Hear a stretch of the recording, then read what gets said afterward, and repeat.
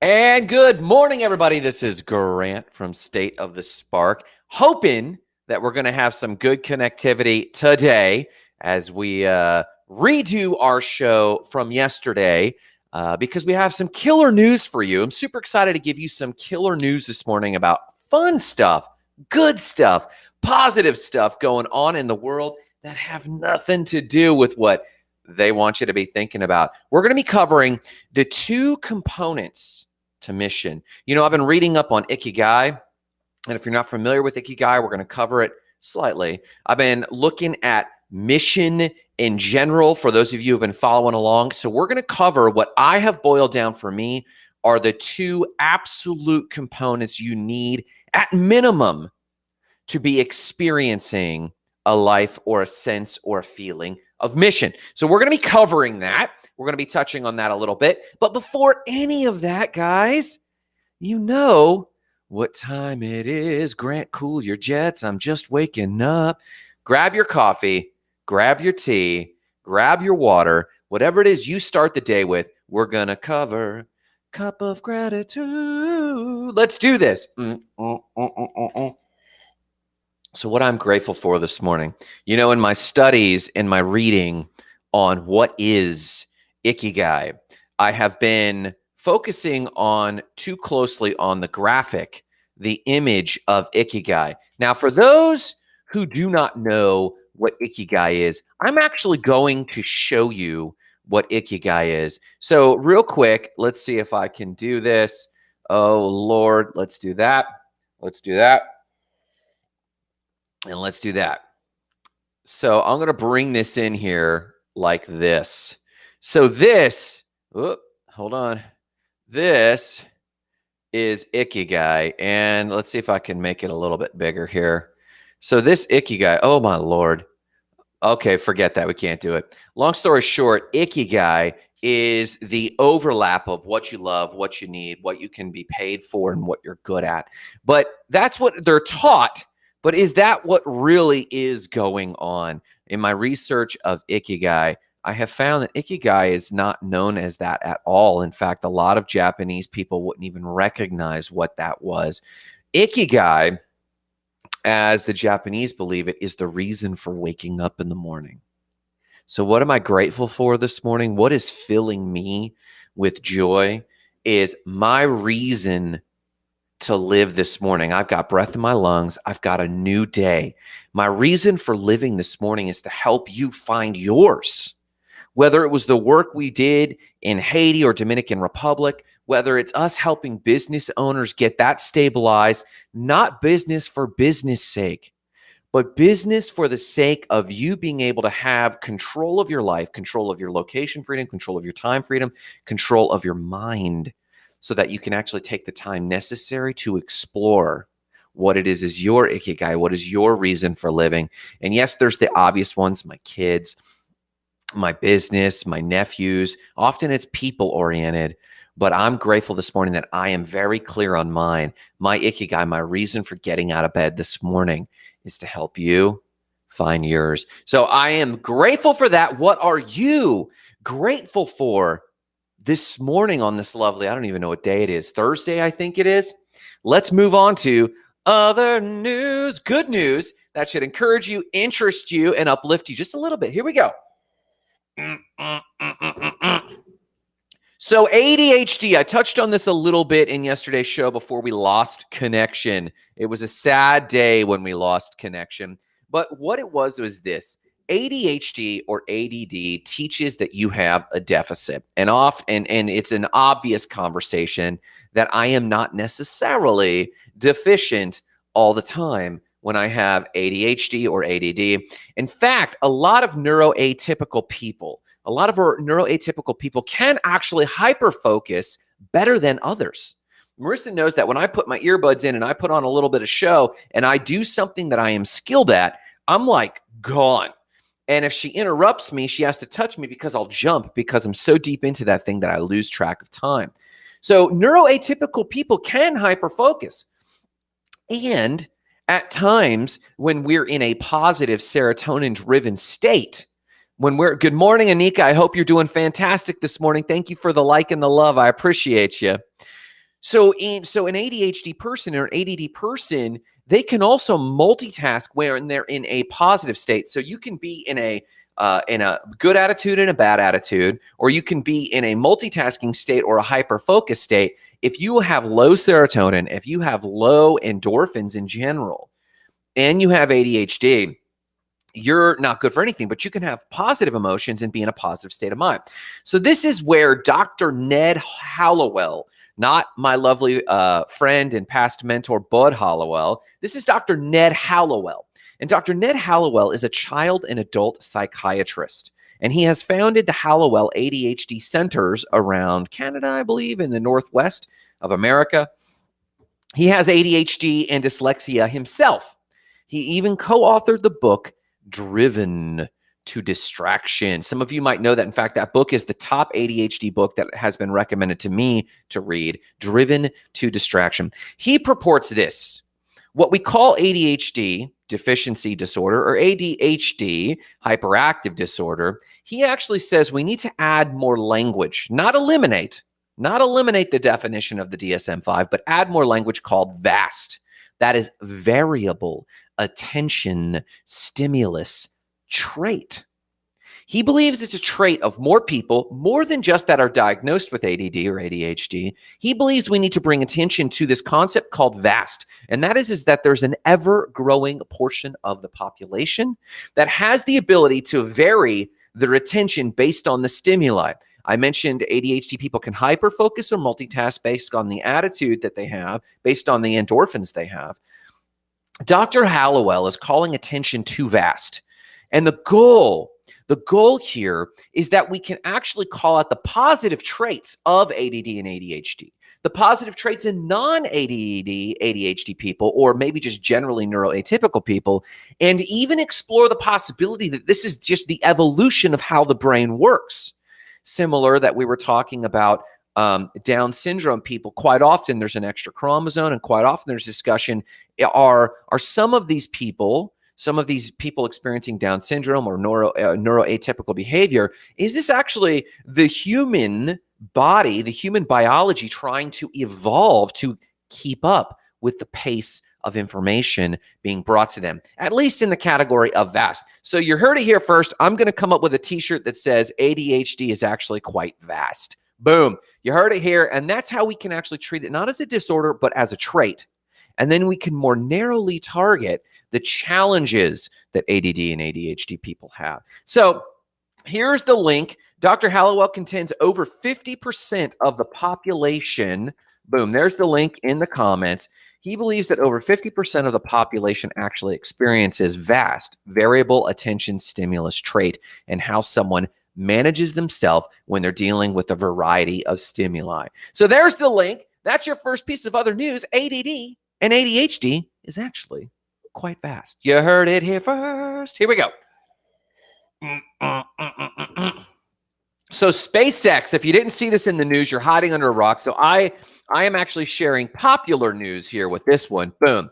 SpaceX is actually sending its first totally civilian mission to space. You see, as soon as I saw this, I confessed to Marissa over breakfast yesterday, I teared up a little bit. You see, it's Grant's heart and soul and mission that in my lifetime, I will either walk on the moon or travel to space. It's just something that I absolutely crave to do. Well, SpaceX has not only opened up civilian companies to travel to space with their own technology, and they've accelerated competition in that space, which in a free market is a fantastic thing. They've also done so by reducing the cost per mission in a declining price. They first cut it in 1/10, then they cut it in 100th. And now every time they reuse their rockets, that cost is getting cut. The average cost per flight is getting cut dramatically. So they're sending a 4-person totally civilian crew on a totally civilian craft. Yes, private citizens have traveled to space before, but they've often paid a significant price to travel to space on government aircraft or spacecraft. So it has happened, but it hasn't happened where there's been civilian space travelers on a civilian spacecraft in orbit to this degree. The mission is known as Inspiration 4. You know I love that if you followed my show for even a half minute. Inspiration 4. There you go. How this came about is obviously a PR, not stunt, but a PR project by Jared Isaacman, the founder and CEO of Shift4 Payments. And I'm going to change all of my hype. Just kidding. But I'm going to change all of my hype to Shift4 Payments. And you're going to find out why in a second. You see, this 4-person crew came about because Jared Isaacman committed to make a $100 million donation from Shift4 Payments to St. Jude's Medical Hospital, St. Jude's Children's Hospital. And they're going to make this donation. And he's going to donate the other 3 seats. You see, one spot on the flight is reserved for a St. Jude ambassador. Follow me on this. Another spot on the flight is set to be auctioned off to raise money for St. Jude's. So I can't have the first seat. I can't get that second seat. I'm not an ambassador for St. Jude's. I can't take, well, maybe I should look into that. Consider me the new ambassador for St. Jude's. I can't take the third seat because chances are I can't compete for that auction, though I should reach out to some of my wealthy friends and loop them in on this. But the fourth seat is going to be reserved in a competition for a Shift4 Payments entrepreneur who is either promoting and or using the Shift4 Payments platform to help other entrepreneurs make money. Now, you know we do WooCommerce. You know we do Stripe. We know we do PayPal. But boy, howdy, if I do not spend time today researching Shift4 Payments and blowing Jared Isaacman up to say, hey, man, I'll do Shift4 Payments for the rest of my life if you give me the 4th seat on the all-civilian flight crew on the spacecraft Inspiration 4. So for those of you who want to help me rally to take that 4th seat, boom, here's the link. And if you think I should do a GoFundMe to do the fundraising seat, if I should try to be a St. Jude's ambassador, or if I should just go try to turn our entire website company to focus on Shift4 Payments, you let me know. I'll take your advice, and we'll try to launch Grant like a spark in the sky, launch Grant into space. Now, for those who are concerned, Elon Musk did say the risk to human life is not 0, but it's lower and lower with every trip. And this first trip that sends civilians to space and returns them safely, the first trip, whether it's this trip or another one, that sends civilians on a civilian craft into space and returns safely, it will be ground opening. It will open the floodgates of other entrepreneurs with a little bit of cash that are hitching rides to space. This will be a huge income stream for SpaceX, and very good for the future of spaceflight. So you've got the link. You got the link in the comments there. If you think we should launch Grant into space like a hamster on a catapult, then by all means let me know, and we'll find a way to rally and try to, and if nothing more, maybe we'll just raise money for St. Jude's, but we're going to do something about this. I'm telling you. That's your second piece of other news. So, good morning, Tammy. I hope you are doing fabulous. Tammy dropping by this morning. Thank you so much. I hope you're doing great this morning. So we just discussed how ADHD should actually be referred to as V.A.S.T, variable attention stimulus trait. We just talked about SpaceX and sending civilians to space. In our third piece of other news, we're also sending something else to the moon. And we're going to talk for a minute about GameStop. Last Friday, I warned you all, and some of you heeded my warning, some of you did not, that this was just another pump and dump, just like we saw when I had the Smart Crypto Coach brand. Tammy says she's staying warm. No joke. Are you outside on the porch staying warm? Are you inside staying warm? Do you have your coffee this morning, Tammy? Let's see. What is your morning drink, Tammy? And what are you grateful for? Hit me in the comments. So, as far as GameStop went, I called it on everybody. Hey, a lot of people did make a lot of money if they were in before the pump happened and if they were in before the dump happened. But if you look at the chart for GameStop, it looks almost exactly like the chart did for Bitcoin and Ethereum back in 2017 when I was managing the Smart Crypto Coach. Tammy says, coffee for sure. You're not joking. I used Bustelo hot coffee this morning. and it is beautiful. Now, sometimes I do Earl Grey tea, but this morning is coffee for sure. Thanks for swinging by, Tammy. About to head out. So for today on Monday, we saw GameStop dump. It took a huge dive, and a lot of people lost money. In fact, the guy that actually started the pump and dump said he lost about $13 million on Monday alone.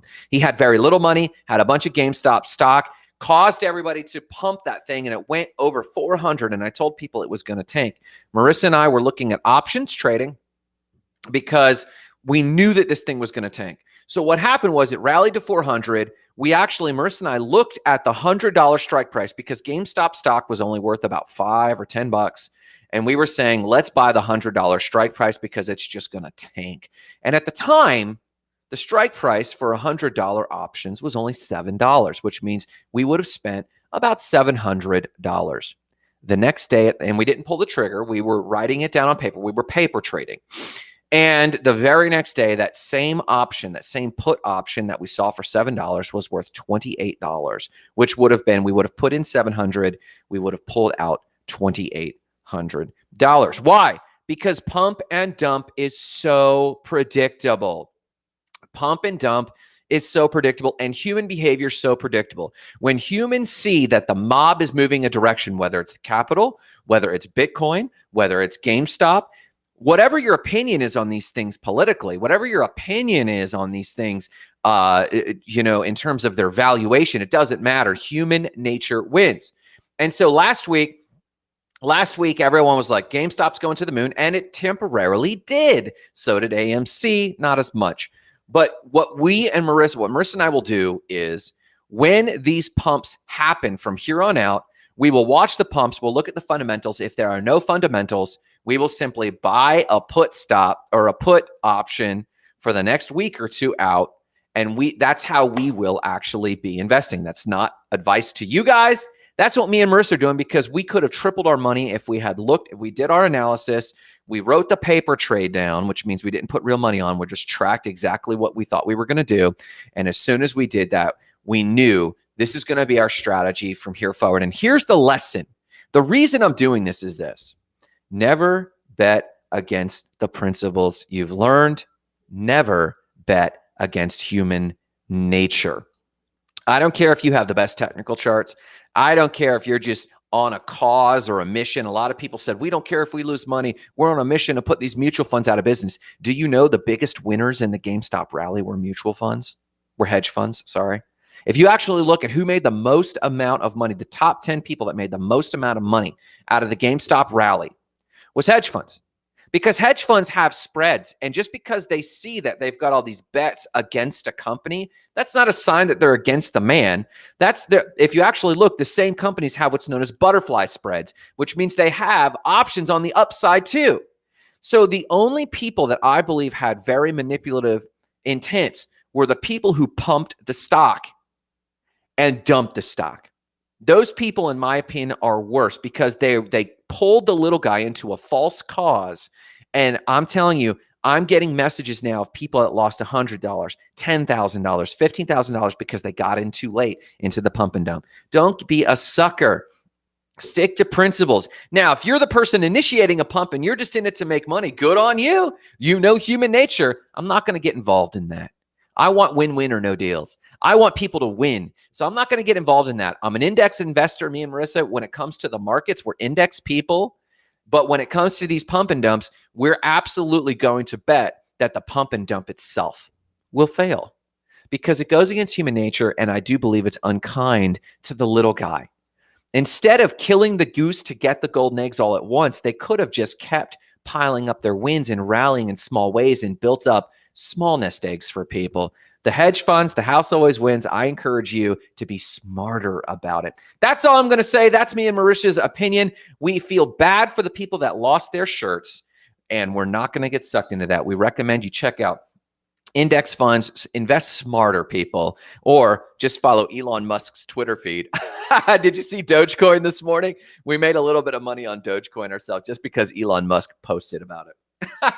Anyways, that's your little bit of other news. Hopefully you're smarter because of it. Hopefully you're elevated because of it. Hopefully you have a little bit of information about ADD, SpaceX, GameStop, whatever. We love you guys. Let's ditch all that and talk about something far more important. Let's talk about mission and the two core components of mission. Here we go. So earlier this week, we talked about, or last week, how people can get mission absolutely wrong. And we covered the ways people get mission wrong. Then we talked Monday. We talked Monday a little bit about how you can actually make space. I believe most people do not have space in their life for mission. I believe you're trying to keep up with the Joneses, or I believe maybe it's not that. Maybe you're just a good business owner like me and Marissa try to be, and pay attention to the markets to see what's affecting our business. Maybe we need to pivot to create more job security for our employees. Maybe we need to pivot and learn something new to create new insight for our clients. Me and Marissa try to be really good employees from that regard. So mission, but it keeps us so busy that we move from thing to thing throughout the day. We don't take breaks. Smokers actually get more breaks than non-smokers because we just plow right on through. Deep workers, and Marissa, I got to applaud my wife. She's a deep worker.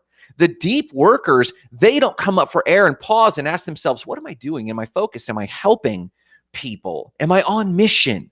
We're too busy for mission. So last Monday, I believe it was, or last Friday, I gave an outline of the 5 ways to create space in your life. And it was a challenge. Will you take me on the missional space challenge? And that is will you carve out just 5 days of diligence to have massive clarity, to get massive insight, to throughout the week have a sense of mission and purpose to the thing you're doing. And it was stop all of your commitments, all of them.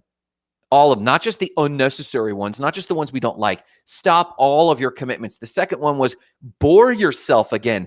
Be bored. If you paused all your commitments and you're sitting on your couch and you're feeling kind of a spirit of prayer or spirit of meditation or insightfulness or introspection, we often have the habit to open our phone, or even if we're doing the right thing, open a book or study. I'm telling you, take a pause on all of that, even for just a day or two. Just give your brain the space to unspool. Then we talked about, after doing that for 2 days, then we talked about adding prayer, meditation, or both to that space. Whenever you feel like, oh, I've got to be productive. It's after work, or it's on my lunch break. I still got to be productive, or it's on my smoke break or my meditation break. I encourage you, don't take smoke breaks. Take space breaks. Walk outside, breathe for 15 minutes, just like a smoker would, but breathe fresh air. Add prayer or meditation to those moments. The fourth one, then start writing in your journal things you're sensing you should be praying or meditating about, things you're sensing you need to say to yourself, correction or guidance. And then I offered a really flaky one, and that is have a secret council, an imaginary visualized group of people, whether it's your spiritual guides like Jesus or Paul or whoever you follow, or Esther, whoever you follow after him, whether it's old personal development gurus, visualize them, picture them, and then imagine what they might advise you. And you're allowing your spirit, or you're allowing your soul to kind of advise itself. I gave those tips last time to give us space for mission. Today, I've done that same thing. And in that space of time, top 100 usage here, question mark. So who's asking me this? Where are you asking me? I didn't see where that came from. I just asked the question, top 100 usage here. Who asked me that? I don't see your name attached to that, because that might give me context to where the question is coming from. So again, whoever was the user, that might have come from Spark Goals and Gratitude group. Let me know, because I want to answer that question for you. So in terms of, oh, Lori, good morning, Lori. Sorry, you must be posting in the group or something somewhere. I apologize, I didn't have it up. So Lori says, what's the top 100 usage here? And Lori is referring to the top 100 Dream Igniter. So, and Lori, remind me and nag me, because when the new book comes out, I want to give you a free new copy. So the top 100 Dream Igniter is the process I developed. As Mr. ADHD, I have sticky notes I call them sticky notes that float around in my brain of all the things I'm trying to do, see, be, become, do for other people, commitments and promises I've made.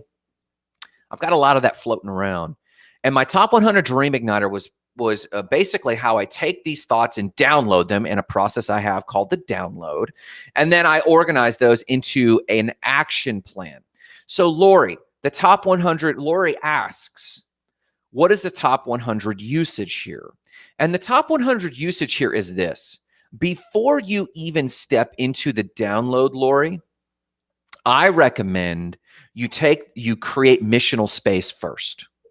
Because when you do missional space, it's the breath between the demands of the world and hopefully a few days, if not a few meditation sessions where you know that you're thinking from your core self. You know that you're thinking from your heart. You know that you're thinking from your spirit or your soul or your oneness, whatever it is. It's an internal sacred space. And when you breathe that clear air, and then you approach the top 100, I think you'll dig deeper. I think it won't just be, oh, the chores I need to do. Oh, I need to replace my car. I want to improve my car. Oh, I know that Lori and us we've talked often about teeth. We want to take care of our teeth. I want to get to the dentist myself. I need to get to the hair person. Those are the mundane, and they're important to capture as it pertains to the top 100, Lori. Very important. But I do think that in the deepest parts, maybe it's build a deeper relationship with my nephews for me and Marissa. Maybe it's build a deeper relationship with my son or my ex or whatever it is. Maybe it's walk the lake and start the lake habit for you. For me, it was, and here we go. I'll show it. Buy a kettlebell and have it in the office. That's a kettlebell I keep in the office to swing. It was one of the million things. But when you create missional space and you think about what's my mission, let's say, for example, it was back when we were doing the Haiti work. I might get up and buy a kettlebell. But when I wrote that goal on a sticky note in the top 100 process with the meaning of I need to be healthier so that I can be fit for the field.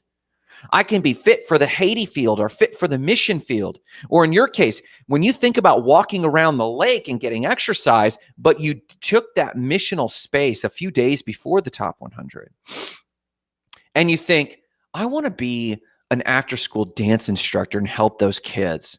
And I just need to be in better health to do that.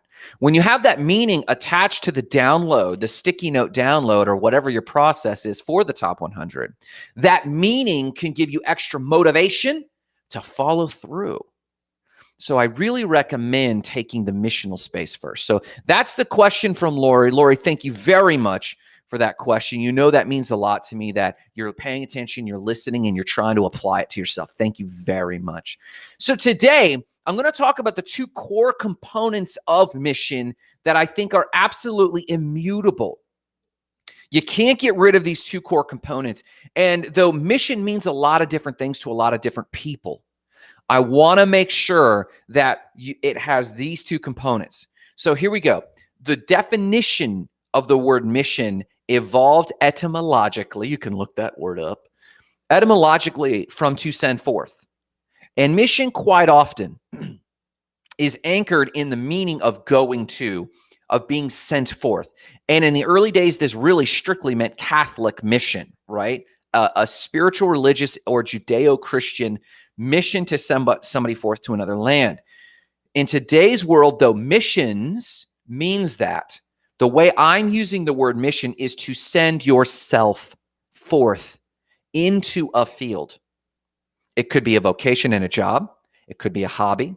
It could be an after-school program. It could be community involvement. It could be foreign mission. And I encourage that season of life in anybody's life. Absolutely.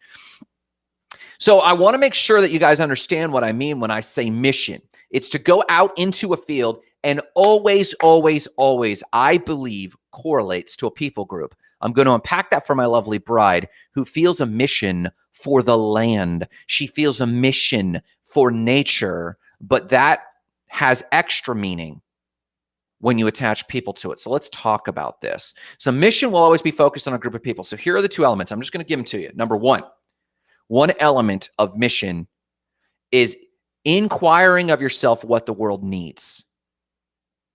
What does the world need? Now, you guys heard me quote the other day, don't go out and find what the world needs and meet it.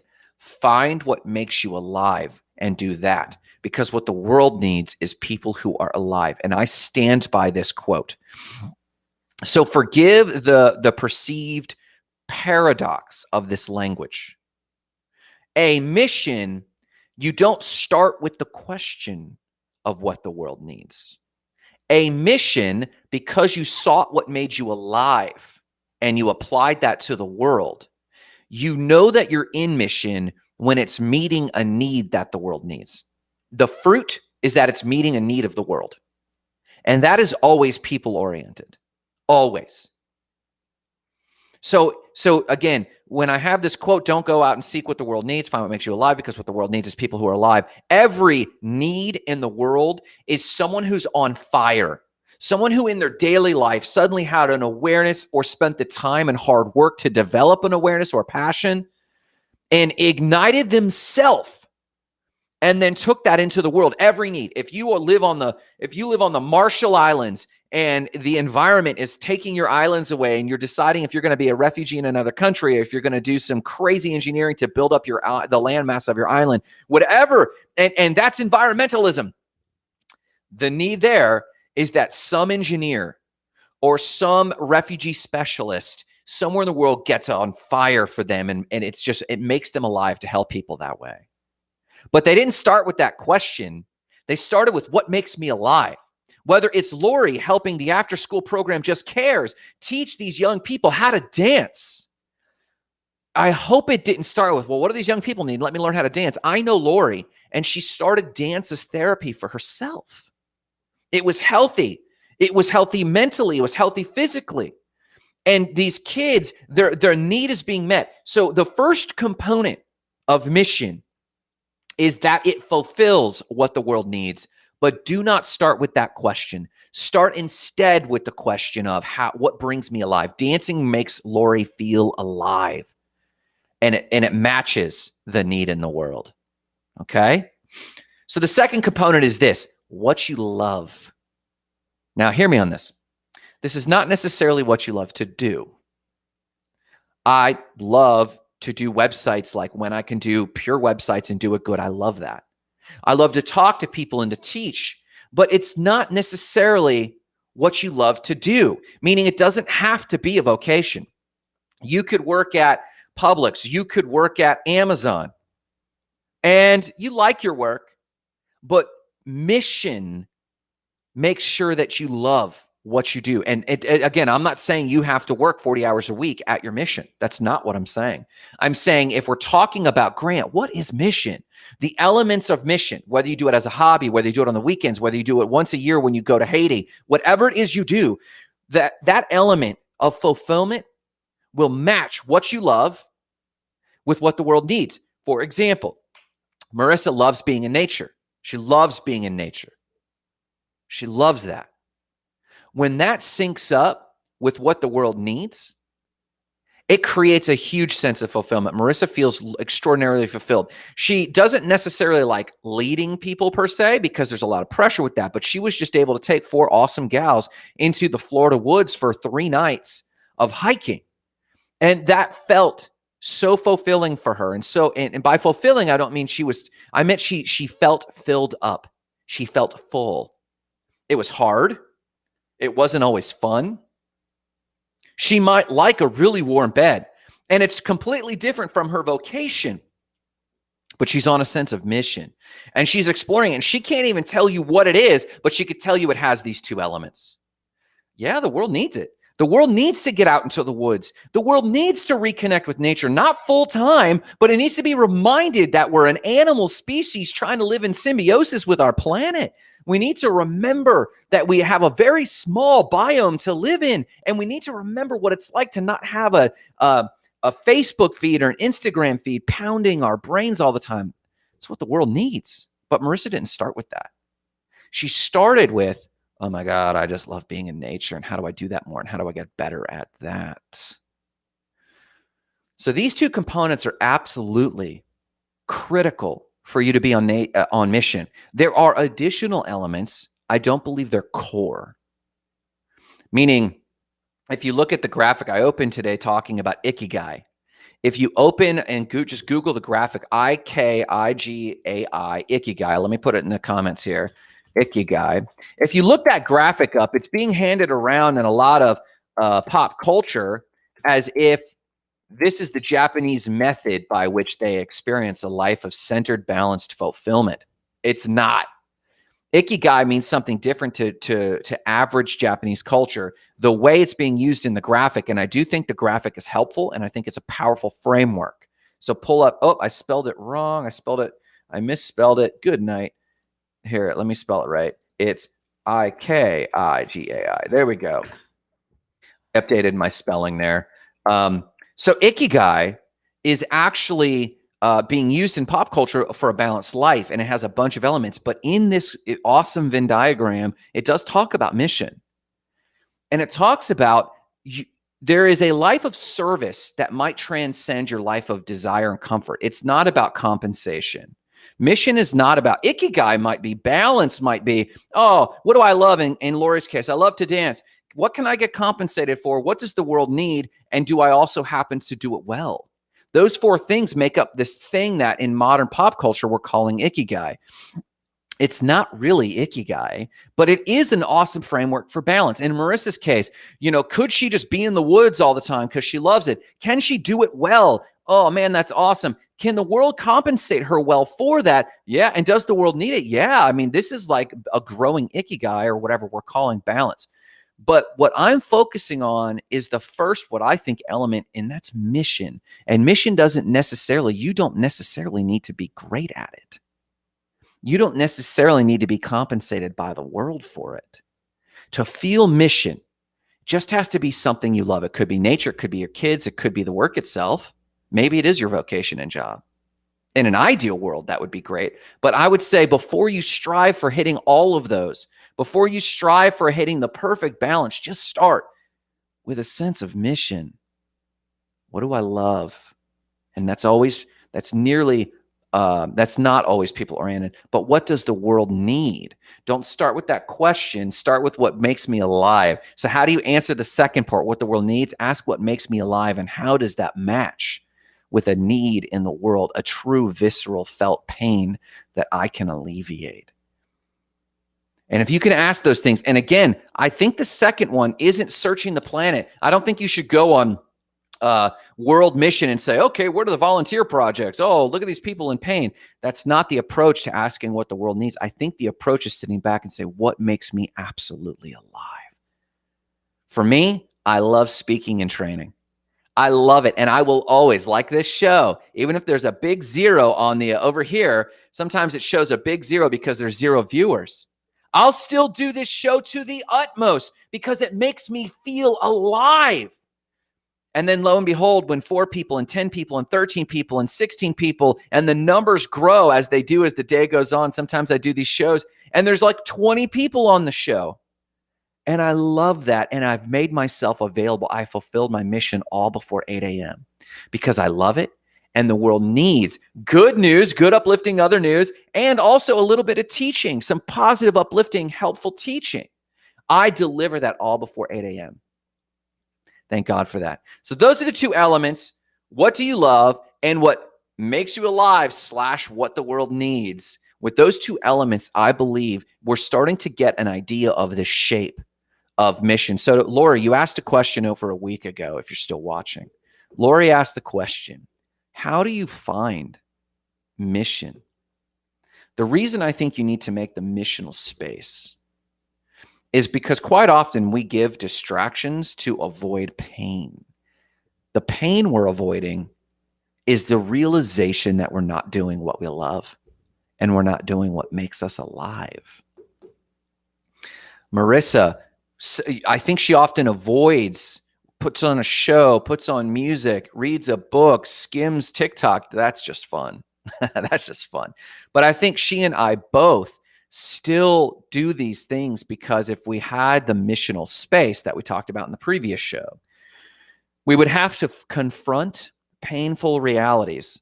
And that is we're not doing exactly what we love.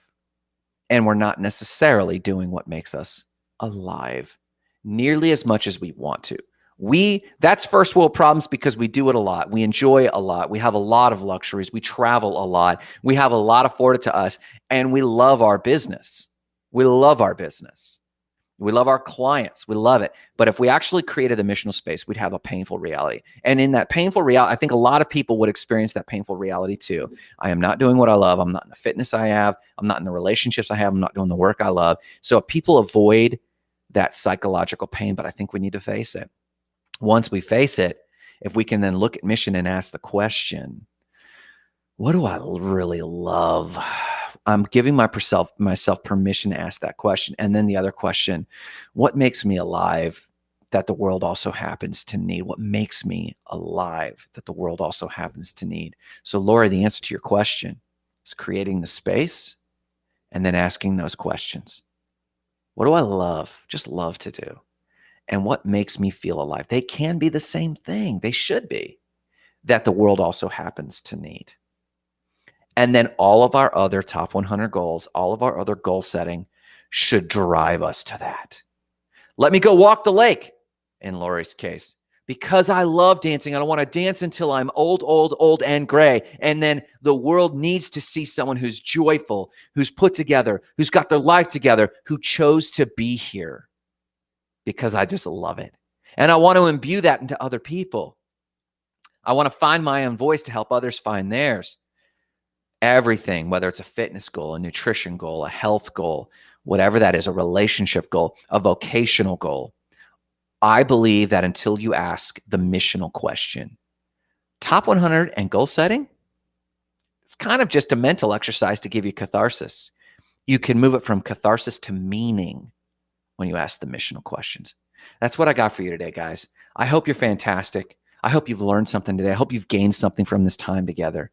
If you want to continue this conversation or need support at all, please visit us. Please visit us at the Facebook Goals and Gratitude group. Right there, there's the link. If you need support or if you want resources or if you want to see kind of what we're up to, visit us at stateofthespark.com. We've got unabashedly a cup of gratitude. If you just need a morning reminder, we actually have the cup of gratitude for sale there. We're going to have our book up for sale there. We're going to have our training. But if you just want support and you just want to continue the dialogue, please ask your question in the Facebook Goals and Gratitude group. I love you guys.